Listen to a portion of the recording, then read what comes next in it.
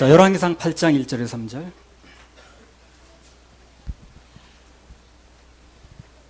이에 솔로몬이 여호와의 언약궤를 다윗성 곧 시온에서 메어 올리고자 하여 이스라엘 장로와 모든 지파의 두목 곧 이스라엘 자손의 족장들을 예루살렘 자기에게로 소집하니 이스라엘 모든 사람이 다 에다님 월 곧 7월 절기에 솔로몬 왕에게 모이고 이스라엘 장로들이 다 이름에 제사장들이 궤를 매니라. 예.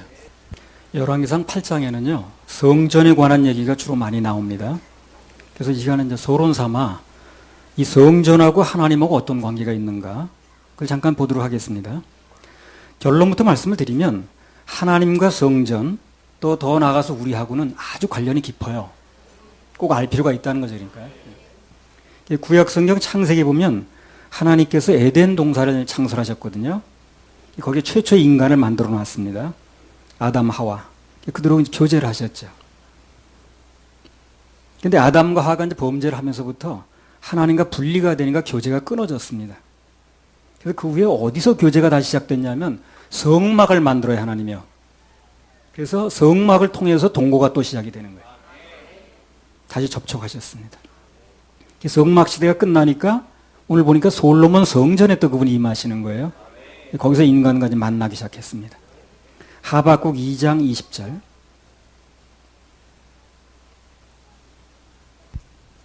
오직 여호와는 그 성전에 계시니 온 천하는 그 앞에서 잠잠할지니라. 하나님은 주로 어디 계십니까? 성전에 계세요. 그럼 성전이 누굴 상징하느냐는 거예요. 진짜 실체는요. 요한복음 이제 한번 읽어보겠습니다. 2장 19절 21절. 예수께서 대답하여 가라사대 너희가 이 성전을 헐라 내가 사흘 동안에 일으키리라. 유대인들이 가로되 이 성전은 46년 동안에 지었거늘 내가 3일 동안에 일으키겠느냐 하더라.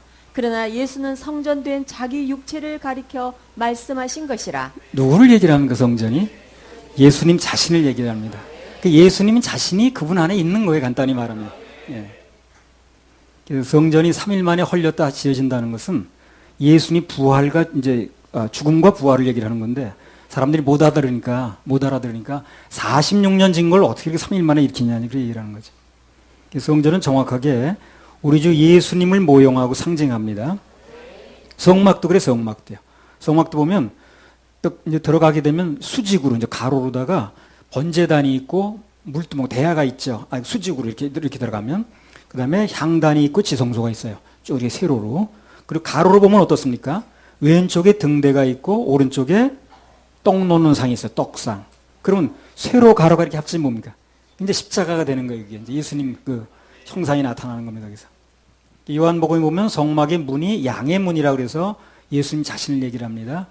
그리고 히브리서에 보면 번제단에서 모든 희생물들이 전부 예수님 상징하는 거예요. 이게. 성막 왼쪽에 등대는 세상의 빛 대신 예수 그리스도.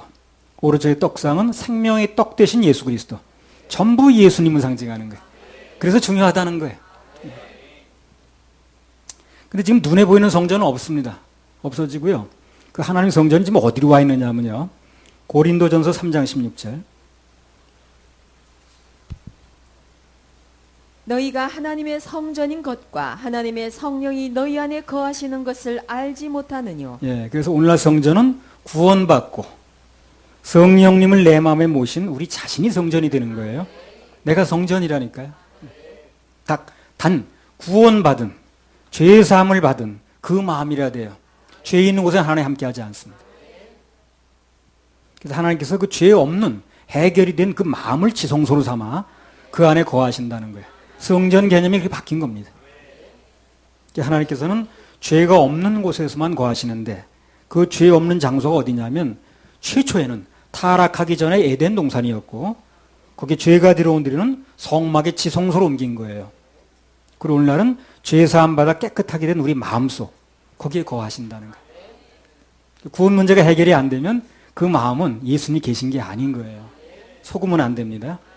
예수님 보혈로 죄사함 받는 게 아주 중요합니다. 죄 있는 마음에는 주님이 거하실 수가 없어요. 나는 거한다고 믿는지 모르지만 그분은 거하실 수가 없는 거예요. 그래서 교회에서 그가 정말 그 마음이 깨끗하게 된 상태인가를 끊임없이 얘기를 해줘야 되는 거예요. 끊임없이 얘기를 해줘야 됩니다. 자기를 언젠가 또 이렇게 돌아볼 수 있게 만들어줘야 되는 거예요. 그게 해결이 안 되면 안 되니까. 예수님 피로 정결케 된 우리 마음은 하나님 보시기는 죄가 없는 장소이기 때문에 하나님께서 거기 거하시는데 아무 불편함이 없어요. 그래서 항상 내 자신이 하나님께서 거하시는 성전이라는 거, 그걸 꼭 인식해야 됩니다. 고린도전서 3장 17절. 누구든지 하나님의 성전을 더럽히면 하나님이 그 사람을 멸하시리라. 하나님의 성전은 거룩하니 너희도 그러하니라. 6장 19절 20절. 너희 몸은 너희가 하나님께로부터 받은 바 너희 가운데 계신 성령의 전인 줄을 알지 못하느냐. 너희는 너희의 것이 아니라 값으로 산 것이 되었으니 그런즉 너희 몸으로 하나님께 영광을 돌리라. 하나님의 성전은 우리 몸에 무슨 술을 붓는다라든가 뭐 담배를 피워댄다라든가 마약을 넣는다라든가 또는 나쁜 사상을 집어넣는다라든가 나쁜 말을 넣는다든가 안 되는 거예요. 그게 잘 몰라서 그러는 거예요. 우리 몸이 내 몸이 아니고 하나님이 거하시는 성전이 분명해지면 안 되는 거죠. 그런 거냐. 그 몸 가지고 뭐 음행을 한다든가 안 되는 것입니다.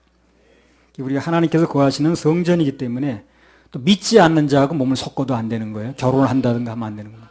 하나님의 성전이 마귀 사탄의 베일리아라고 함께 거쳐가 할 수 없는 거예요. 제사도 안 되는 겁니다. 그래서 하나님의 성전이 귀신과 교제하는 곳이 되면 안 되잖아요. 그렇죠? 저는 248회 강릉에서 집회할 때 하나님께서 제사 얘기를 강력하게 하셨거든요. 근데 큰 역사가 일어났습니다. 그래서 이제 하나님께서 다른 사람들 별로 말하지 않는 부분을 저한테 주시기 때문에 때로는 부담이야 그게. 그러나 반대로 어떤 때는 또 자부심도 같습니다. 우리는 다른 사람이 안 주는 말씀을 주시니까 감사하죠. 우리 열왕기상 8장의 서두에서 하나님의 성전과 우리들의 이제 관계를 봤습니다. 그래서 그것만 분명해도 왜 구원받은 우리가 몸과 마음을 깨끗하게 해야 되는가 하는 걸 알 수가 있어요. 주님께서 거하시는 장소라 그렇습니다. 자, 서론 삼아 그 정도 말씀드리고요. 열왕기상 8장 2절에서 5절 또 읽어보세요. 이스라엘 모든 사람이 다 에다님 월 곧 7월 절기에 솔로몬 왕에게 모이고 이스라엘 장로들이 다 이름에 제사장들이 궤를 매니라. 여호와의 궤와 회막과 성막 안에 모든 거룩한 기구들을 메고 올라가되 제사장과 레위 사람이 그것들을 메고 올라가매 솔로몬 왕과 그 앞에 모인 이스라엘 회중이 저와 함께 궤 앞에 있어 양과 소로 제사를 드렸으니 그 수가 많아 기록할 수도 없고 셀 수도 없었더라. 자, 여기 5절에 보면 솔로몬 왕하고 그 앞에 모인 이제 회중들이 양과 소로 제사를 드리는데 그 수가 하도 많아서 기록할 수도 없고 셀 수도 없었다는 거. 얼마나 많이 드렸는지. 성전을 짓고 난 다음에 솔로몬이 그렇게 감사를 많이 했다 그런 얘기예요. 감사 내용을 적어 놓은 겁니다. 하나님께서 어떤 일을 하실 때요. 최고로 감사하는 사람이 누군가 그 사람을 고르는 거예요. 그런 사람한테 일도 맡기시고 사명을 줍니다. 누굴 뽑는다 그랬어요? 누가 가장 감사하고 있는가? 누가 가장 감사하고 있는가? 그 사람을 선택을 해서 그 사람을 쓰시는 겁니다. 감사에 약하면 쓰임 받는데도 약한 거예요. 그래서 수입을 좀 주님께서 많이 주시니까 11조가 늘어나니까 하기 어렵다는 둥, 또 사업이 잘 되니까 바빠서 예배에 참석할 시간을 내기 어렵다는 둥, 그런 사람은 그 인생에서 하나님께 더 큰 감사 조건을 줄 수가 없는 거예요. 주실수록 하나님과 멀어지는데 뭐 자꾸만. 그럼 더 줄 수가 없잖아요. 그렇죠? 줄수록 가까워져야 되는데 뭔가 줄수록 자꾸 멀어지는 거예요. 그 여러분 같으면 주겠습니까? 뭔가 내가 받을수록 뭔가 되어질수록 더 가까워져야 되죠. 주니까 더 멀어지면 그럼 그 사람 더 줄 수가 없는 거예요. 멀어지라고 더 주겠어요. 솔로몬이 하나님께서 성전 완성시켜 주신 거 너무 감사한 거예요. 최고의 감사를 올릴 그때가 사실상 그 솔로몬의 전성기입니다. 그래서 하나님께서 인류 역사상 최고 명예를 주시고 영광도 주시고 축복을 누리게 하셨거든요. 감사할 때가 전성기입니다. 감사할 때가 전성기. 우리 자꾸 하나님께 뭘 달라고 하기에 앞서서 그분께 받은 바 은혜가 많이 있어요. 지금요. 그걸 찾아내서 감사하는 실력을 길러야 됩니다. 그래 계속해서 하나님의 은혜가 임하는 거예요. 감사는 찾아오면 있어요. 찾는 실력이 없어서 그렇지. 찾아보세요. 있습니다. 감사를 잘하는 사람은 늘 풍성해요. 그리고 여유가 있습니다. 행복합니다. 즐거워요. 받은 바 은혜에 감사할 줄 모르는 사람은 늘 원망이 늘어졌어. 늘 부족함을 얘기를 하고 불평하고 불만하고. 감사하면 전성기가 오는 거예요. 솔로몬처럼. 원망하면 전성기가 끝납니다. 민수기 14장 1절에서 8절. 그리고 어떤 사람을 볼 때 그 입에서 늘 감사한 말이 나오는가, 그냥 원망, 불평, 뭐 그냥 어려운 거 이런 것만 얘기를 하는가, 금방 그 입을 보면 알 수 있거든요. 상대를 누구 선택할 때도요, 감사하는 사람을 좀 선택을 하세요. 그렇게 사람 잘 때 나도 좀 덕을 보는 거예요. 민수기 14장 1절에서 8절. 온 회중이 소리를 높여 부르짖으며 밤새도록 백성이 곡하였더라. 이스라엘 자손이 다 모세와 아론을 원망하며 온 회중이 그들에게 이르되 우리가 애굽 땅에서 죽었거나 이 광야에서 죽었다면 좋았을 것을 어찌하여 여호와가 우리를 그 땅으로 인도하여 칼에 망하게 하려 하는고 우리 처자가 사로잡히리니 애굽으로 돌아가는 것이 낫지 아니하랴. 이에 서로 말하되 우리가 한 장관을 세우고 애굽으로 돌아가자 하매 모세와 아론이 이스라엘 자손의 온 회중 앞에 엎드린지라. 그 땅을 탐지한 자 중 눈의 아들 여호수아와 여분네 아들 갈렙이 그 옷을 찢고 이스라엘 자손의 온 회중에게 일러 가로되 우리가 두루다니며 탐지한 땅은 심히 아름다운 땅이라. 여호와께서 우리를 기뻐하시면 우리를 그 땅으로 인도하여 들이시고 그 땅을 우리에게 주시리라. 이는 과연 적과 꿀이 흐르는 땅이니라. 두 부류의 사람이 나옵니다. 그렇죠? 한 사람들은 뭐라 그러는 거예요? 애굽 땅에서 우리 죽었든지 광에서 죽었으면 좋았을 걸. 괜히 여기까지 와서 우리가 고생한다. 이렇게 말하는 사람들이 있어요. 또 한 부류는 뭡니까? 갈렙과 여호수아처럼 어떤 환경 속에서도 하나님께 감사하는 사람들이죠. 그럼 두 부류의 사람이 어떻게 됐는가 결과가 나오거든요, 성경에. 왜 결과를 써놓은 이유가 뭐예요? 선택하라고. 선택할 수 있는 답을 주는 거예요. 성경이 전과거든요. 그래서 한 부류는 앞이 캄캄해지고 한 부류는 앞길이 환하게 열렸습니다. 민수기 14장 4절. 이에 서로 말하되 우리가 한 장관을 세우고 애굽으로 돌아가자 하매. 자, 이 사람들 지금 돌아가면 어떻게 되는 거예요? 애굽으로 돌아가면 좋은 일이 있어요, 없어요? 없습니다. 그렇죠? 가봤자 노예 생활밖에 없고 그 이전보다 더 혹독해지면 혹독해졌지 좋아질 리가 없다고. 바로가 이전보다 더 잘해줄 리가 없잖아요. 그럼 왜 이 사람들이 돌아가자고 그러는 거예요, 지금? 안 보이는 거예요, 안 보이는 거예요. 감사를 안 하면 원망을 하면 어두워져요. 그래서 어두워지니까 안 보이는 거예요. 판단이 안 되는 거예요. 돌아가면 좋은 일이 없다고 지금. 애굽으로 돌아가서 좋은 게 뭐 있어요? 돌아가자고 얘기를 하는 거예요. 안 보이니까. 감사를 하면 길이 보이고 환해져서 원망을 하면 점점 캄캄해지는 거예요. 안 보이니까 헤매니까 잘못된 판단하는 거죠. 원망을 하면 판단이 흐려지고 앞이 캄캄해져서 헤매는 겁니다. 갈렙과 여호수아는 똑같은 상황에서도 왜 이렇게 담대한 말 할 수 있었냐면 감사하니까 앞이 보이는 거예요, 이 사람은요. 앞날이 보이고 하나님이 어떻게 하실지 믿어지고 그러니까 지금 얘기를 할 수 있는 거예요. 그러니까 원인이 감사에 있었다는 거예요. 또 하나는 원망이 있었고 원망하면 안 보이니까 자꾸 엉뚱한 얘기를 하는 거고 감사하면 현재 눈앞에 관계없이 앞이 보이니까 그러니까 믿음의 얘기를 하는 거거든.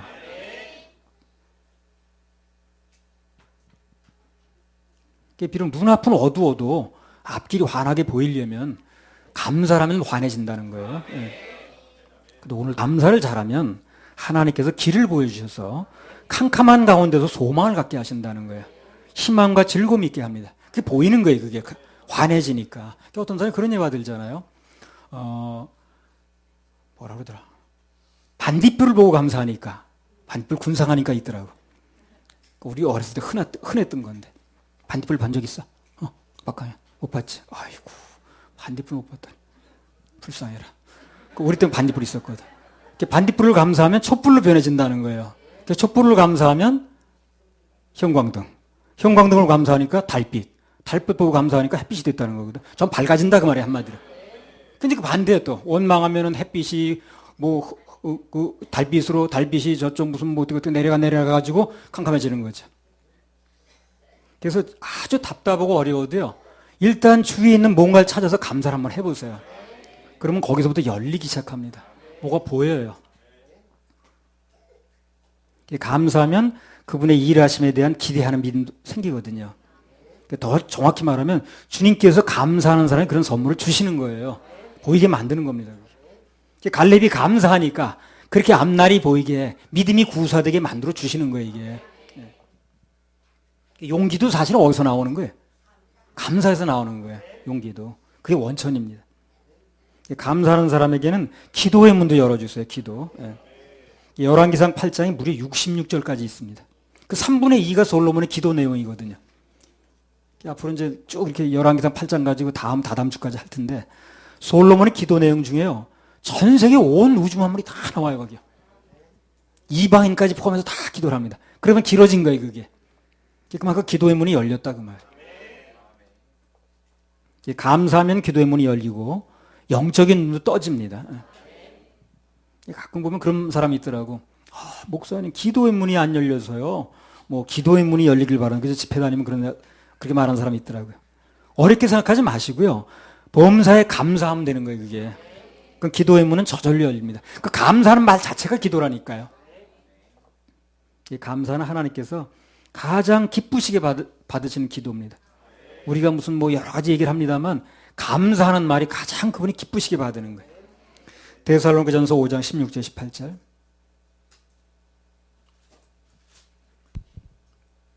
항상 기뻐하라. 쉬지 말고 기도하라. 범사에 감사하라. 이는 그리스도 예수 안에서 너희를 향하신 하나님의 뜻이니라.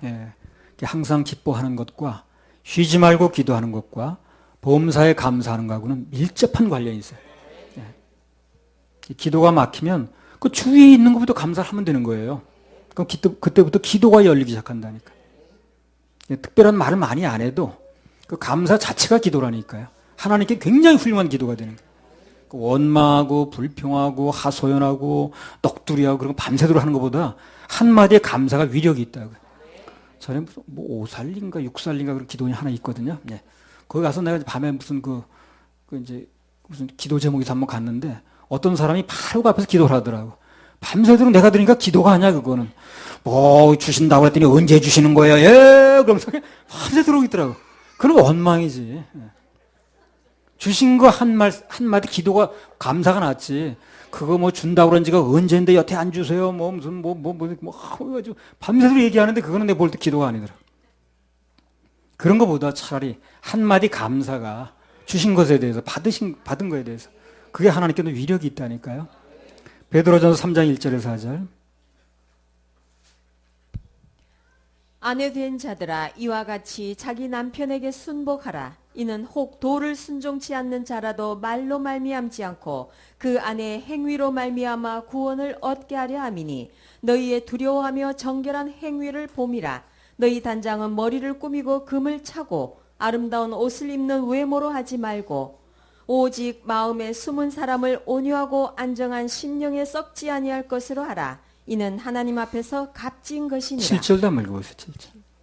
남편 된 자들아 이와 같이 지식을 따라 너희 아내와 동거하고 저는 더 연약한 그릇이요 또 생명의 은혜를 유업으로 함께 받을 자로 알아 귀히 여기라. 이는 너희 기도가 막히지 아니하게 하려 함이라. 아내의 복종과 더불어 남편이 아내를 귀히 여기라는 두 가지 교훈이 나왔잖아요. 마찬가지입니다. 되어지는 방법은 간단한 거예요. 서로 상대에게 감사하는 마음이 있으면 되어지는 겁니다. 이게. 복종도 되어지고 귀히 여김도 되어지고 그런 것들은 저절로 되는 거예요. 감사하는 마음만 있으면. 아내가 남편에게 감사하는 마음이 있으면 그 말에 순복이 저절로 되겠죠. 그렇죠? 그리고 남편에게 감사하는 마음이 있는 사람은 어찌하든지 남편에게 감사하는 마음이 있는 사람은 어찌하든지 그 남편 보기 예쁘게 보이려고 하겠죠. 그렇죠? 그래요.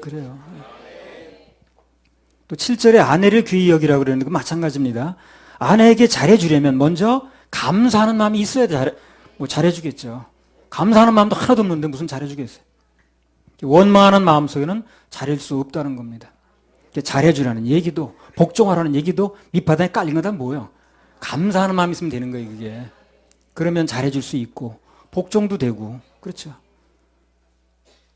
모든 것은 감사가 떨어지는 데 문제가 생기는 거예요. 감사가 떨어지면 문제가 다 생기는 거예요. 그래서 뭐가 문제가 생기고 뭐가 잘 안 되고 뭐가 관계가 뭐 삐끗거리고 그러면 그걸 한번 물어봐야 되는 거예요. 상대방이 나한테 물어보면 기분이 나빠요. 그러니까 내가 나한테 물어보면 기분 나쁘지 않아요. 자기가 자기한테 내가 지금 감사하는 마음이 있는가? 그게 떨어지진 않았는가? 그걸 물어보면 답이 나옵니다. 솔로몬이 하나님께 감사한 마음을 가지고 예배드리고 헌신하니까 드리니까 기도문이 열렸잖아요. 그 얘기나 방금 베드로전서에서 아내에게 감사하면 기도문이 열린다는 얘기나 같은 얘기입니다. 그게 감사하면 다 열린다는 얘기를 하는 거예요. 그게 기도의 문이든 무슨 뭐 관계의 문이든 별개 얘기가 아니라는 거예요. 뭐가 되려면 먼저 감사부터 회복을 해야 됩니다. 모든 범죄, 모든 잘못된 것은 다 밑바탕에 그게 있어요. 감사의 상실이 있습니다. 감사가 떨어지니까 부부관계도 문제가 생기고 교인과 목사 간에도 문제가 생기고 다 문제가 생기는 거예요. 그래서 그 관계가 회복되려면 먼저 감사가 회복되면 된다는 거예요. 찾아야죠. 그러네요. 감사거리를. 감사를 찾아내는 게 실력이에요. 감사는 경쟁력입니다. 경쟁력. 감사를 잘하는 사람 매사에 앞서 나가는 거예요. 경쟁력이니까. 할렐루야. 우리 하나님께 박수 올려드려요. 자, 우리 민수기 13장 23절에서 25절. 또 에스골 골짜기에 이르러 거기서 포도 한 송이 달린 가지를 베어 둘이 막대기에 꿰어 매고 또 석류와 무화과를 취하니라. 이스라엘 자손이 거기서 포도송이를 벤 고로 그곳을 에스골 골짜기라 칭하였더라. 40일 동안에 땅을 탐지하기를 마치고 돌아와 3절에 보면요. 포도가 얼마나 큰지 포도 한 송이 달린 가지를 청년 둘이서 막대기에 꿰가지고 메고 왔다는 거예요. 지금요. 그 땅이 기름지다는 걸 얘기를 하죠. 아주 옥토라는 걸 얘기를 합니다. 그럼 하나님께서 그걸 왜 보여주셨냐는 거예요. 주시려고. 주시려고 보여주시는 거지. 그 약 올리려고 그러는 게 아니잖아요. 이스라엘 백성들이 여기 기다리고 있는데 그들에게 보여주시는 거예요. 너희가 들어갈 땅이 그 좋은 땅이다 지금. 그럼 그걸 보고 누리고 감사해야 되거든. 근데 이 사람은 원망을 하는 거예요. 그렇게 주시겠다고, 이렇게 좋은 땅이라고, 너네 예비된 땅이, 약속된 땅이 이렇게 좋은 거라고 보여주시는데 눈으로 그걸 뻔히 보면서도 누리질 못하는 거죠. 이걸 메고 있으면서도 이제 그 배에서는 원망이 나오고 불평이 나오는 거예요. 감사를 못하는 건 감사할 조건이 없어서 못하는 게 아니에요. 그게 감사를 찾아내는 실력이 없는 거예요. 감사를 찾아내는 눈이 없는 겁니다. 지금 어떤 상황이 있든지 간에 뭐 낙심하거나 절망하거나 누굴 원망하거나 뭐 신세한탄 그런 거 하지 말고요. 어떻게 해서든 그 가운데서 감사할 조건을 찾아야 됩니다. 주위에서부터 찾아보세요. 주위에서부터. 가까운 데서부터. 그 예를 많습니다. 그거. 마음을 열고 눈을 좀 크게 뜨고 찾아보면 맨 감사 조건입니다. 지난번 어디 이제 갈 때 우리 범대 형제하고 이제 그 할머니인가요? 그분이? 할머니 얘기한 거예요? 예. 친할머니예요? 외할머니. 예. 그분이 이제 연세가 많이 드셔서 신장이 나빠져서 이제 투석을 해야 된다는 거예요. 그 신장이 나빠지게 되면 혈액을 이제 걸러내지 못하기 때문에 일주일에 2번 내지 3번을 정기적으로 피를 저목 이렇게 인공적으로 바꿔 깨야 됩니다. 바꿔 넣어야 돼. 그걸 투석이라고 그래요. 외국 여행도 못하고 그렇게 되면 어디 가 있다가도 돌아와야 되고 삶의 질이 말이 아니죠. 그 얘기를 들은 순간 무슨 생각이 나냐면 야, 스스로 내 몸이 피를 걸러주는 것만 해도 얼마나 감사한 거냐 이거. 정말 감사하죠. 그죠? 우리 몰라서 그렇지. 그 찾아보면 있다니까 그래. 찾아보면. 그냥 우리가 신경을 안 써 그렇지. 찾아보면 얼마나 많은지 몰라요. 내가 음식을 제대로 목으로 먹는 거, 씹어서 먹는 거, 뭐 용변을 내 스스로 해결하는 거 다 감사 조건이거든. 그게 몰라서 그렇지 찾아보면 굉장히 많거든요. 감사를 찾아내는 것만큼 우리가 인생이 누려지는 겁니다. 그 실력이 붙는 거예요, 그게. 그 얘기 듣는 순간, 아, 나는 그렇게 피를 인공적으로 걸러내지 않아도 그렇게 스스로 할 수 있다니 얼마나 감사한 일이냐, 이거. 내가 어디 마음대로 갈 수 있고, 갔다 뭐 오지 않아도 되고, 그러면 날짜 맞추지 않아도 되고. 감사를 잘하면 영적인 능력도 붙습니다. 하나님 그거 함께 해주셔요. 원망하는 사람은 함께 하지 않아요. 그냥 하나님이 함께 해주는 게 능력이거든요. 감사하면 하나님이 함께 해주시니까 그 사람 능력이 붙는 거예요. 하나님이 함께 하시는 게 능력이고 그분이 함께 하시면 형통입니다. 마태복음 6장 13절.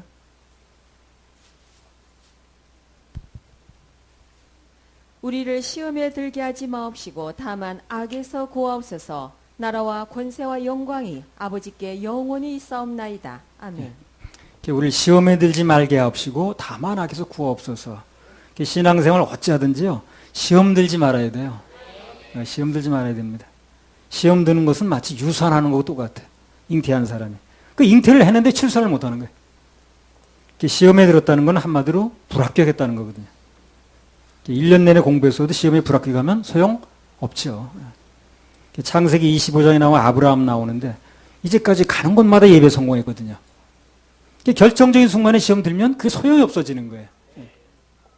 아브라함이 이삭을 번제로 드리라고 그랬는데 거기 시험 들었더라면 그 믿음의 조상이 될 수가 없는 거예요. 여태까지 잘했다 할지라도. 당연히 복의 근원은 안 되죠.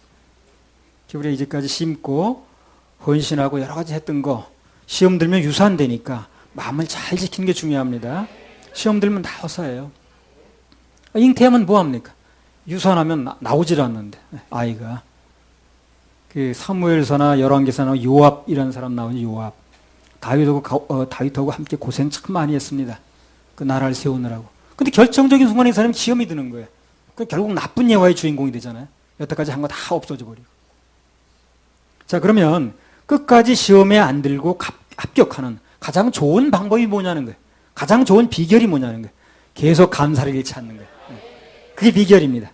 그것만 잃지 않으면 시험에 능히 합격할 수 있어요. 합격. 뭐가 꼭 합격되길 원하는 분들은 합격 예물 한번 심어보세요. 자, 날 구원하신 주 감사하면 찬양 올리겠습니다. 32번. 날 구원하신 주.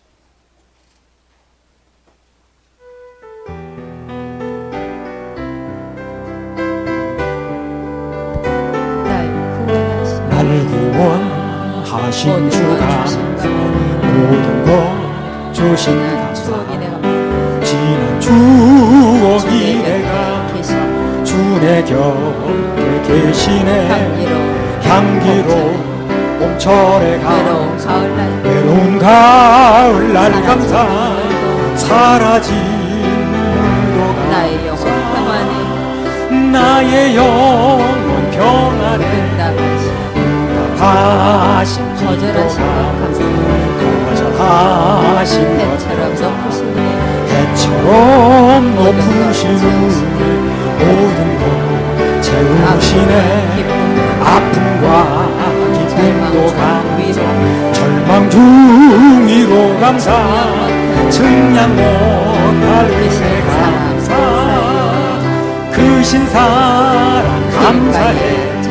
길가에 장미꽃 감사, 장미꽃 가시 따스한 감사, 희망 주신 것 감사, 기쁨과 슬픔도 감사, 하늘 평안은 감사, 내일의 희망은 감사, 영원토록 감사해. 어떤 사람이 나와서 이거 부르면서 간증했거든요. 뭐라고 간증하냐면은 가만히 이거 한번 띄워보세요. 이렇게. 이거 3절, 2절. 이거. 이것도 괜찮네. 응답하신 기도 감사. 응답하면 감사하죠. 그럼 거절하면 어떻게 됩니까? 그것도 감사합니까? 답을 알려주니까. 되게 거절하면 감사 안 합니다. 응답 안 됐다고 그러지. 근데 그 사람은 거절된 것도 감사한다는 거예요. 그 다음에 3절. 길가에 장미꽃 감사. 장미꽃은 좋아하면서 가시는 좋아하지 않는다거든. 근데 이 사람은 길가에 장미꽃도 감사하고 그 가시도 감사한다는 거예요. 그 사람이요, 뭐가 그 불구자라 굉장히 몸이 불편해요. 그래서 아주 그냥 그 팔다리도 잘 쓰기 못하고 그런 사람인데 그 사람이 이런 얘기를 하는 거야, 나와서. 길가에 장미꽃도 감사하지만 자기는 그 가시도 감사한다. 응답 받은 거 당연히 감사하지만 응답받지 않고 거절당한 것도 자기는 감사한다. 그렇게 얘기하더라고요. 그렇게 감사를 하니까 자기의 모든 인생 폭이 넓어졌다는 얘기를 하더라고요. 그러니까 들을 만한 얘기더라고요. 따스한 가정, 희망 주신 것 감사. 감사 조건 찾아야 됩니다. 8장 6절에서 9절. 제사장들이 여호와의 언약궤를 그 처소로 메어 드렸으니 곧 내전 지성소 그룹들의 날개 아래라. 그룹들이 궤 처소 위에서 날개를 펴서 궤와 그 채를 덮었는데 채가 긴 고로 채 끝이 내 전 앞 성소에서 보이나 밖에서는 보이지 아니하며 그 채는 오늘까지 그곳에 있으며 궤 안에는 두 돌판 외에 아무것도 없으니 이것은 이스라엘 자손이 애굽 땅에서 나온 후 여호와께서 저희와 언약을 세우실 때에 모세가 호렙에서 그 안에 넣은 것이더라. 자, 궤 안에 두 돌판이 남았는데 그 위에는 아무것도 없더라는 겁니다. 여기서 좀 보고 넘어가겠습니다. 이거 중요한 거거든요. 이거. 히브리서 9장 3절 4절 한번 보세요. 또 둘째 휘장 뒤에 있는 장막을 지성소로 일컫나니 금향로와 사면을 금으로 싼 언약궤가 있고 그 안에 만나를 담은 금 항아리와 아론의 쌍난 지팡이와 언약의 비석들이 있고. 분명히 언약궤 안에는 뭐가 있다는 거예요. 여기 보면 만나 항아리가 있었고 아론의 쌍난 지팡이가 있었고 언약의 비석, 이제 두 돌판이 있었다. 세 가지 있었다는 거예요. 근데 오늘 본문은 뭐라고 그랬습니까? 두 돌판 외에는 아무것도 없더라는 거죠. 이게 왜 그러냐면요. 이 히브리서 나온 내용은 열왕기상에 나온 내용보다 먼저 사건을 기록한 거예요. 이게요. 먼저 사건. 히브리서 기자가 쓴 것은 모세 당시에 최초의 것을 쓴 거예요. 이게. 최초의 세 가지 넣었잖아요. 그죠? 만나 항아리하고 아론의 쌍난 지팡이하고 두 돌판하고 최초에 넣은 걸 얘기를 하는 거예요. 그리고 열왕기상의 기자가 오늘 쓴 것은 뭐냐면 솔로몬 당시 현재 입장에서 보는 거예요. 현재 입장에서 보니까 두 가지가 없어요. 하나만 남았다 그 말이에요. 우리 성경을 해석할 때요. 이 기록한 형식을 좀 알 필요가 있어요. 성경을요. 이 성경이라는 게 모든 걸 일어난 것을 순서대로 쓴 게 아니야 이게요. 차례차례 순서로 쓴 게 아니라니까요. 연대기가 아니라 그 말이에요. 그렇게 순서적으로 다 쓰면은요. 이 세상에 있는 책을 다 갖다 대도 성경을 다 쓸 수가 없어요. 그래서 성경책 추록에 싣고 다녀야 돼. 그래서 그 중에서 필요한 것만 골라 쓴 겁니다. 이게. 계복이죠. 별로 중요하지 않은 건 생략할 수도 있고 경우에 따라서 순서를 바꾼 것도 있어요. 이런 경우에 오늘 같은 거. 그래서 열왕기상이 히브리서보다 먼저 기록이 됐지만 그 기록된 사건의 대상은 먼저 걸 기록했다는 거예요. 이 말이 어렵습니까? 자, 요한복음 1장 1절. 태초에 말씀이 계시니라. 이 말씀이 하나님과 함께 계셨으니 이 말씀은 곧 하나님이시니라. 그 다음에 요한복음 신약이죠. 그게요. 창세기 1장 1절 한번 읽어보세요. 태초에 하나님이 천지를 창조하시니라. 그래 요한복음에도 태초가 나와요. 그렇죠? 창세기에도 태초가 나와요. 어떤 태초가 먼저냐는 거예요. 이게. 창세기 태초가 먼저겠죠. 그죠? 아니야. 먼저 썼다가 먼저가 아니라니까요. 예. 요한복음에 나오는 태초가 먼저입니다. 이게. 요한복음에 나오는 태초라는 말씀이 창세기에 나오는 태초의 천지를 창조하신 거예요. 그게. 순서적으로는 성경에 창세기에 먼저 기록됐지만 실제적으로는 요한복음의 태초가 먼저라는 겁니다. 성경이 계복이라는 걸 이제 모르면 그 골라 썼다는 그 계복이라는 걸 모르면 의문이 생길 때가 많이 있죠. 내가 이제 중고등부 다닐 때 아주 옛날 얘기입니다. 우리 중고등부 지도교사하고 조금 내가 논쟁을 벌였어요. 근데 논쟁을 왜 벌였냐면 창세기 4장의 사건을 놓고 이제 해석을 하는데 한번 읽어볼까요? 4장 1절에 3절. 아담이 그 아내 하와와 동침함에 하와가 잉태하여 가인을 낳고 이르되 내가 여호와로 말미암아 득남하였다 하니라. 그가 또 가인의 아우 아벨을 낳았는데 아벨은 양치는 자이었고 가인은 농사하는 자이었더라. 세월이 지난 후에 가인은 땅의 소산으로 제물을 삼아 여호와께 드렸고 그 다음에 13절부터 15절. 가인이 여호와께 고하되 내 죄벌이 너무 중하여 견딜 수 없나이다. 주께서 오늘 이 지면에서 나를 쫓아내시온즉 내가 주의 낯을 배웁지 못하리니 내가 땅에서 피하며 유리하는 자가 될지라. 물은 나를 만나는 자가 나를 죽이겠나이다. 여호와께서 그에게 이르시되 그렇지 않다. 가인을 죽이는 자는 벌을 7배나 받으리라 하시고 가인에게 표를 주사 만나는 누구에게든지 죽임을 면케 하시니라. 자, 이거 보면 하나님께서 아담과 하와를 창조하시고 그들이 첫 아들로 가인을 낳았다는 거예요. 둘째 아들은 아벨. 그런데 가인이 아벨을 죽였다는 거예요. 그러면 어떻게 되는 거예요? 아담과 하와가 부부죠. 그 두 아들 낳았죠. 가인과 아벨. 근데 헷갈리네. 가인이 아벨을 죽였다는 거죠. 그럼 몇 식구 남아야 돼? 세 식구 남아야 되잖아. 근데 여기 보니까 가인이 만나는 사람마다 나한테 지금 해를 끼치려고 그러는데 어떻게 하면 좋겠냐고 그러죠. 그럼 그 사람이 누구냐는 거예요, 도대체. 어디서 나왔냐. 그걸 내가 물어본 거예요. 중고등부 교사한테. 지금 네 사람 중에서 계산이 복잡한 게 아니야. 네 중에서 하나 뺐어. 나머지 몇이게? 셋. 예. 근데 이 사람들이 어디서 난 사람들이냐 그러면 사람은 셋밖에 없는데 만나는 사람마다 죽지 않게 해주세요. 그리고 만나는 사람 표를 해주세요. 그런데 그게 다 어디서 나오냐 그러니까 이 선생이 그거는 계복이라 그래. 꼭 필요한 것만 써서 그렇다니까. 이렇게 말했으면 내가 얼른 알아듣는데 이 양반이 그러는 게 나한테 신학생도 아니면서 뭘 이렇게 궁금한 게 많아 이러는 게 나한테. 뭘 깊이 이렇게 알려고 그러냐고. 성경은 필요한 것만 적어놓으면 계복이라서 그렇다. 그렇게 말하면 내가 금방 알아듣는 건데 그냥 그냥 신학생도 아니면서 뭘 깊게 하려고 그러냐. 자기가 모르면 모르는 거죠. 그러니까 아담과 하와가 가인과 아벨 두 아들 말고도 더 많은 후손을 많이 낳은 거예요, 지금요. 성경은 그러잖아요. 아담이 그 뒤로도 800년이나 지나면서 자손을 낳았다고 그러잖아요. 그러니까 엄청 많이 낳았지만 그 사람들의 이름은 하나님께서 말하고자 하는 주인공들이 아니에요. 그러니까 빼버린 거예요, 그냥. 다 일일이 기록하지 않은 거예요. 하나님 보시 인류의 구속사적인 관점에서 볼 때 기록할 필요가 없는 사람들이니까 성경에 일일이 기록하지 않았다는 겁니다. 없어서 안 기록한 게 아니고. 그렇게 말했으면 알아듣는 건데. 요한복음 21장 25절. 신학생도 아닌 사람이 신학생 아니면 좀 궁금하면 안 되는 거예요. 요한복음 21장 25절. 예수의 행하신 일이 이 외에도 많으니 만일 낱낱이 기록된다면 이 세상이라도 이 기록된 책을 두기에 부족할 줄 아노라. 여기 보면 예수님께서 이 세상에 계시다 하신 일이 여기 기록된 것만 있는 게 아니라는 거예요. 엄청 많다는 겁니다. 근데 그걸 다 기록하면 이 세상에 있는 책을 다 갖다 놔도 기록할 때 모자란다는 거예요. 그래서 어떻게 했다는 거예요? 골라서 썼다네, 골라서. 성경에 나온 얘기들은 아주 고르고 골라서 발췌하고 또 발췌해서 뽑은 거예요, 이게요. 그게 귀한 거죠, 이게요.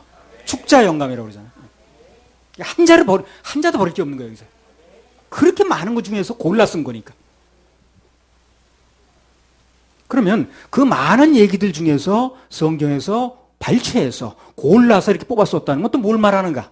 요한복음 20장 30절 31절. 이 말씀이 나에게 많은 변화를 준 구절이에요, 이게.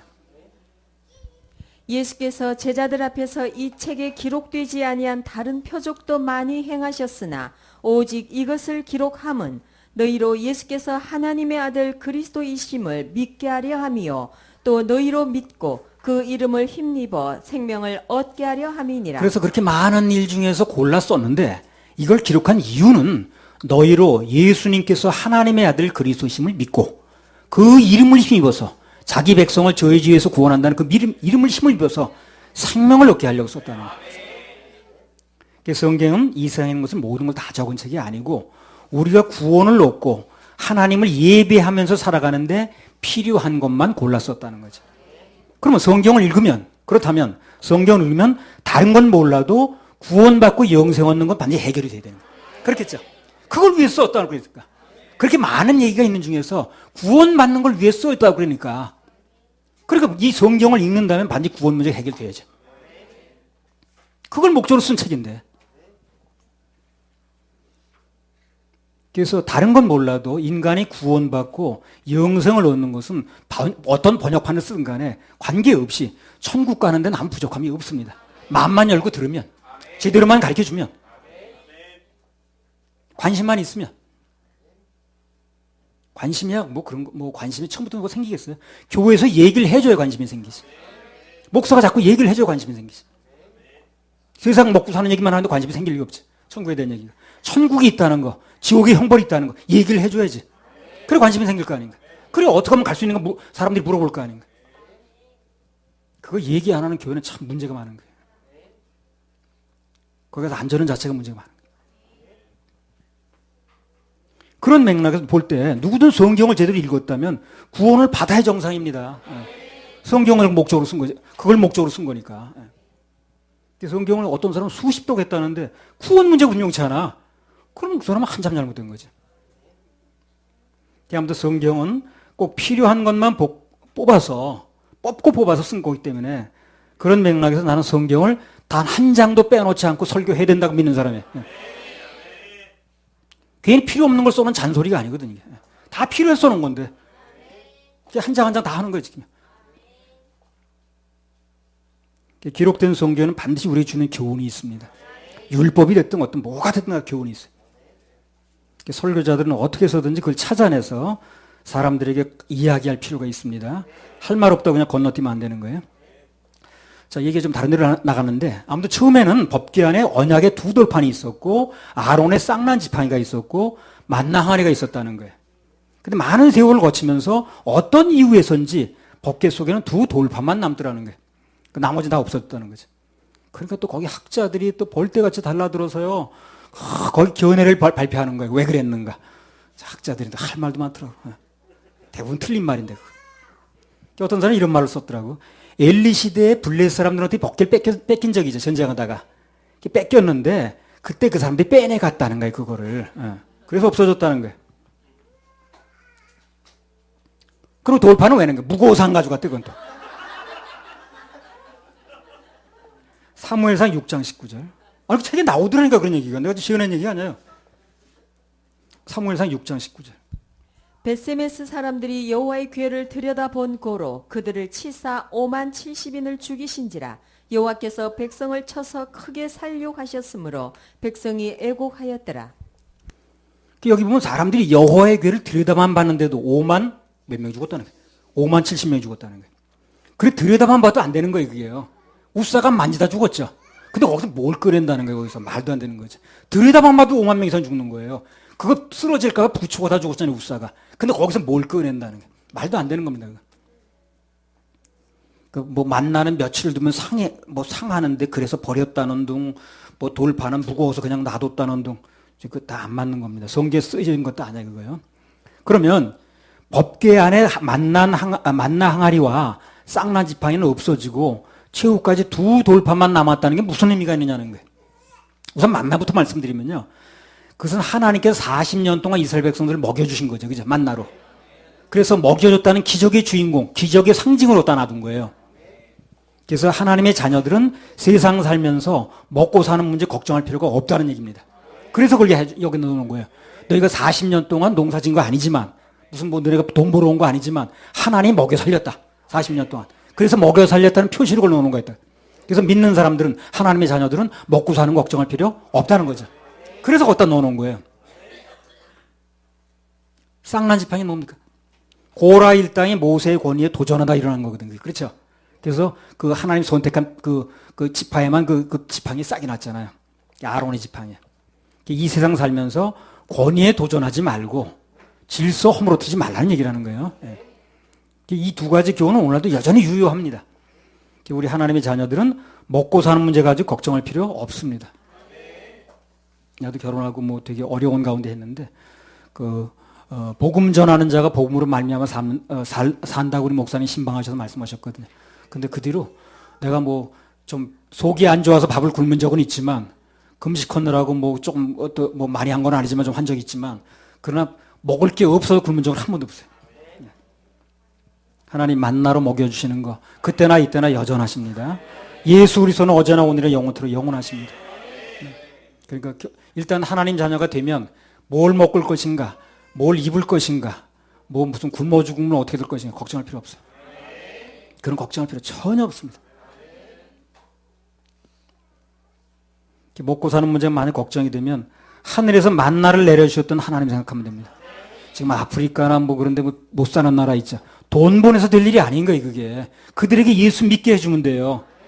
그래서 복음이 들어가면 자연히 하나님 축복하는 겁니다. 우리나라 단군일이 못 살던 나라 지금 잘 살잖아요. 복음이 들어가야 되는 거예요. 그 돈을 보내도 될 문제가 아닌 거예요, 그게. 근본적인 건 복음이 전해져야 돼요. 돈 전해진다고 되는 게 아니에요. 누구 가난한 사람 돈 줘서 구제하려고 그러지 마세요. 그것도 한두 번 할 일이지 근본적인 해결책이 아닌 거예요, 그거는. 하나님이, 복의 근원인 하나님이 그걸 축복하게 만들어야 되는 거예요. 그러면은 자연히 잘 되는 거예요. 그걸 무슨 수로 돈을 보내서 되는 거예요. 우리는 그런 일을 안 합니다. 복음을 전하면 돼요. 그럼 하나님이 그걸 축복하면 되는 거예요. 그럼 무슨 수로 그 돈을 보내서 해결하는 거예요, 그거를. 맨날 그 사람 얻어먹고 사는데.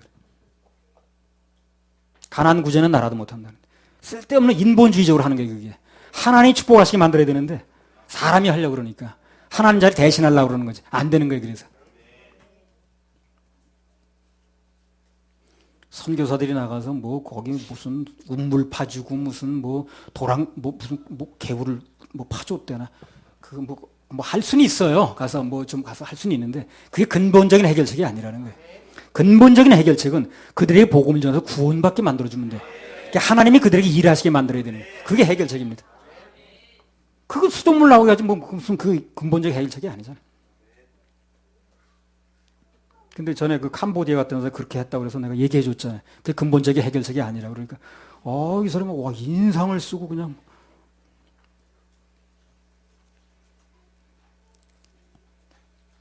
권위에 도전하면 산채로 땅속에 들어간다는 것도 중요한 교훈입니다. 권위에 도전하는 사람은 사회적으로 결국 매장되거든요. 민수기 10장에 보면 16장에 보면 권위에 도전하다 매장되죠. 똑같은 거예요. 문자 그대로 매장되는 거예요. 그래서. 자, 그러면 이제 그 얘기보다도 하나님 법궤 속에 끝까지 뭐가 남았다 그랬어요? 두 가지는 없어지고 돌판이 남았다. 언약궤. 말씀이 남은 거예요, 그게. 그게 왜 끝까지 그걸 남기셨냐는 거예요. 크게 두 가지를 볼 수 있습니다. 우선 뭐니 해도 최후까지 남는 것은 두 돌판. 즉 하나님의 말씀밖에 없다는 겁니다. 하나님께 우리에게 주신 약속과 언약만이 끝까지 남는다는 거예요. 언약과 말씀만이 끝까지 남는다는 겁니다. 그럼 우리 끝까지 뭘 붙잡아야 되는 거예요? 말씀 붙잡아야 되는 거예요. 그래서 예배가 중요한 겁니다. 예배는 말씀이 선포되는 것이거든요. 남대문 시장 가서 이 말씀이 선포되는 게 아니잖아요. 하나님께 우리들에게 주신 약속과 언약만이 끝까지 남는다는 걸 얘기를 하는 거예요. 먹는 문제, 입는 문제, 사람들과의 질서 문제 다 뭐 중요한 얘기죠. 인생 살면서. 그러나 어떤 경우를 만나든 그저 붙잡고 의지할 것은 끝까지 있는 하나님 말씀. 이걸 붙잡으라는 의미가 있는 거예요. 마태복음 24장 35절. 천지는 없어지겠으나 내 말은 없어지지 아니하리라. 우리 인생에서 어떤 경우를 당하든 없어지지 않을 걸 붙잡아야 되거든요. 내가 의지하는 게 없어지지 말아야지. 오늘 없어져 버리면 소용이 없잖아요. 전에 내가 이제 전남 광주에서 집회할 때, 교회 이름은 알지만 뭐 인터넷에 나가니까 굳이 밝히지 않겠습니다. 무슨 교회에 무슨 사모였어요. 어디 이 양반들이 집회를 초청해놓고 내가 이제 강사로 갔는데 집회 기간 내내 싸우는 거야, 부부가. 그건 내가 마음이 편할 리가 없지. 두 사람이 맨날 싸우니까 그 싸움하는 건 나를 구경시키려고 불렀는지 난 모르겠는데 계속 싸우더라고. 마지막 날에 하도 답답해서 물어봤어요. 사모님 결혼하실 때 무슨 말씀을 받고 오셨어요, 결혼을? 그러니까 그 사모가 이렇게 대답하는 거야. 그런 건 없고요. 내뱉듯이. 그런 건 없고요. 남편 목사가 불쌍해서 했대. 그러니까 결혼 생활이 불쌍해지는 거예요, 그게. 결혼은 말씀 붙잡고 해야지 불쌍해서 하는 거예요? 무슨 뭐 빈민 구제소예요, 그게? 전도서 4장 9절에서 12절. 결혼할 때 말씀 붙잡아야 됩니다. 무슨 말씀이 나를 붙잡고 결혼하게 하는가? 그래서 어려울 때 그 말씀을 붙잡아야 되는 거예요. 상대를 붙잡으려고 하지 말고. 근데 남편이 불쌍해서 했다는 거예요. 그러니까 불쌍해서 했다는 게 그게 계속 가냔 말이지, 그게. 무슨 결혼을 불쌍해서 하냐고. 전도서 4장 9절에서 12절. 두 사람이 한 사람보다 나음은 저희가 수고함으로 좋은 상을 얻을 것임이라. 혹시 저희가 넘어지면 하나가 그 동물을 붙들어 일으키려니와 홀로 있어 넘어지고 붙들어 일으킬 자가 없는 자에게는 화가 있으리라. 두 사람이 함께 누우면 따뜻하거니와 한 사람이면 어찌 따뜻하랴.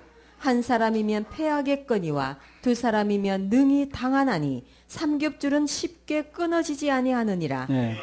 그러나 이제 우리 윤사모하고 교제하면서 이 말씀을 주시더라고요. 교제하면 나중에 이제 결혼을 목적으로 교제를 하는 건데 이 말씀이 딱 오는 거예요. 교제하는 중에 꼭 이 결혼 꼭 해야 되는 당위성이 될 거 아닌가, 그렇죠? 이 결혼 꼭 해야 되는 당위성이 있어야 될 거 아닌가. 평생을 같이 사는 건데 말씀을 달라고 기도하는데 이 말씀이 오는 거예요. 전도서 4장 9절에 12절. 두 사람이 한 사람보다 낫다는 거예요. 그 이유는 저희가 수고함으로 좋은 상을 얻는다는 거예요. 그래서 우리는요, 같이 수고하면 좋은 상 준다는 거예요. 그 약속을 받고 한 거예요. 둘이 있으면 하나가 넘어질 때 일으켜 주는데 그 둘이 있자고 혼자 있어가지고 일으켜서 넘어졌는데 일으킬 자가 없으면 화가 있다고 그랬거든요. 그 둘이 있다는 게 좋다는 게 나쁘다는 거예요. 좋다는 거죠. 두 사람이 함께 누우면 따뜻하지만 한 사람이 어떻게 따뜻하냐? 그건 뭐라는 거예요, 또? 둘이 있는 게 낫다는 얘기겠죠. 한 사람이면 패하겠거니와 두 사람이면 능히 당하나니 삼겹줄은 쉽게 끊어지지 않는다. 이게 다 결혼 응답 구절이더라고. 둘이 하는 게 낫다는 거예요. 그런 말씀을 내게 주셨기 때문에 결혼을 하는 거예요. 그 말씀을 붙잡고. 누가 불쌍해서 한 것도 아니고, 누구 구제하려고 결혼한 게 아니라니까. 구제 당하려고 한 것도 아니고. 그리고 실제 그거 몇십 년 동안 그 결혼 생활하다 보면 어려움이 있거든요. 이 말씀이 삼겹줄이 돼주더라고. 진짜 약속대로. 그걸 붙잡아 주시더라고. 그래서 40몇 년 동안 산 거예요. 그래서. 그렇게 아무 일도 없어 한 게 아니라고. 하나님이 이 말씀의 약속대로 붙잡아 주시더라고. 그래서 결혼할 때 말씀을 붙잡는 게 중요하다는 거예요. 불쌍해서 하는 게 아니에요. 그렇게 말을 하더니 나한테. 불쌍해서 했다고 말. 어떤 교회 뭘 하더라도 먼저 하나님 말씀을 붙잡아야 됩니다. 어떤 경우든 간에 당하든 간에 그 시간에 잡을 수 있는 말씀을 달라고 기도를 해야 돼요. 주여, 이런 일이 벌어졌는데 이런 경우에 내가 무슨 말씀을 붙잡아야 됩니까? 라는 것을 기도를 해야 되고, 그리고 그런 마음으로 예배에 참석하면 그 사람이 맞는 말씀이 오게 돼 있어요. 딱 맞게 오게 돼 있습니다. 그날 무슨 어떤 본문이 나왔든 간에 어떤 얘기는 관계없이 내게 맞는 말씀이 오게 돼 있어요. 귀를 기울이면 반드시 오게 돼 있습니다. 그래서 말씀을 받고 그 말씀 때문에 일어난 일은 말씀이 책임도 지는 거예요. 말씀이 책임을 지는 거예요. 이 말씀을 믿고 했더니 그 40몇 년 동안 살면서 그 말씀이 나를 책임지시더라고. 끊어지지 않게 하시는 거예요. 오늘날 이제 그 사람들이요, 신혼부부들이 하나님 말씀의 삼겹줄이 되어줘야 되는데 자기끼리만 둘만 잡는 거예요. 그럼 잘 잡았대도 문제가 없겠지만 나중에 어떻게 보면 둘이 손을 놓을 때가 있죠. 대책이 없는 거예요. 그래서 헤어지는 거예요. 그게 우리나라 이혼율이 그렇게 높은 거예요. 그래서 그 둘 사이 외에 하나님 줄이 하나가 들어야 되는 거예요. 삼겹줄로. 그래 둘 사이 줄이 손이 놔줘도 그 줄이 연결돼야 되는 거거든요. 근데 그 줄이 없이 하는 거예요. 그러니까 둘이 손 놔버리면 그냥 놔버리는 거예요. 그래서 우리나라 이혼율이 이렇게 높은 거예요. 그래서 어떤 경우에도 결혼할 때는 우리 둘 사이 사랑이 물론 있어야 되겠지만 그 둘 사이에 하나님의 줄이 들어가 줘야 됩니다. 삼겹줄로. 그래 둘 사이가 나아져도 그래도 그 줄이 곁어줘야 되는 거예요.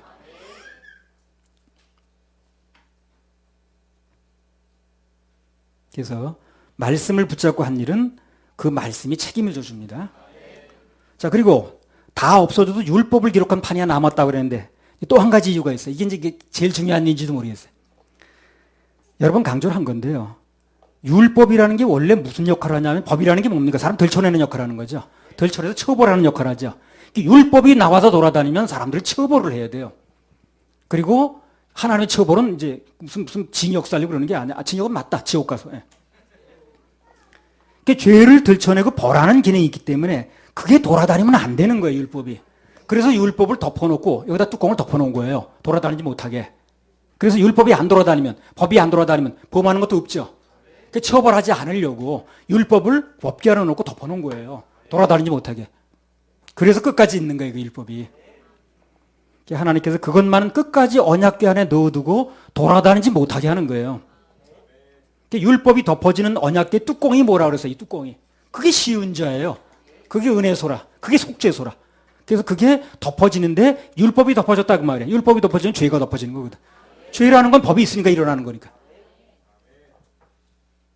근데 오늘 보면요, 하나님께서 굳이 덮어두셨다는데 꺼내보지 않으려고. 꺼내면 그 꺼내는 순간에 죄를 지적해야 되니까. 그 덮어두셨다는데 굳이 사람이 꺼내네 그걸. 그래가지고 무슨 율법에 하면 뭐가 어쩌고저쩌고 자꾸 끄집어내는 거예요. 굉장히 위험한 일입니다. 하나님이 안 보시겠다고 법을 보면 처벌을 해야 되니까 그 법을 적용 안 하겠다고 덮어둔 건데 그걸 왜 끄집어내냐고. 그걸 자살행위라고 그래. 그래가지고 무슨 죄를 지면 안 된다는 둥, 무슨 죄는 큰 죄를 안 돼. 그다 율법에 근거한 죄. 그 율법은 덮어뒀다는데 왜 끄집어내냐고 그러냐니까. 위험한 일입니다. 법궤에 율법을 끝까지 덮어두신 그분의 심정을 알아야 돼요, 심정을. 하나님 마음을 알아야 됩니다. 그래야 성경 해석이 제대로 되는 거고 구원의 길도 열리는 거예요. 할렐루야, 우리 하나님께 박수 주세요. 그래서 오늘 뭐 여러 가지 말씀을 드렸는데 그 말씀 중에서 뭔가 해당되는 말씀이 있어서 그 말씀 붙잡으세요. 그런 그 말씀이 일주일 동안 여러분 살려줍니다. 붙잡을 건 말씀밖에 없어요. 사람 붙잡지 마시고 말씀을 붙잡으면 그 말씀이 끝까지 여러분 인생 책임집니다.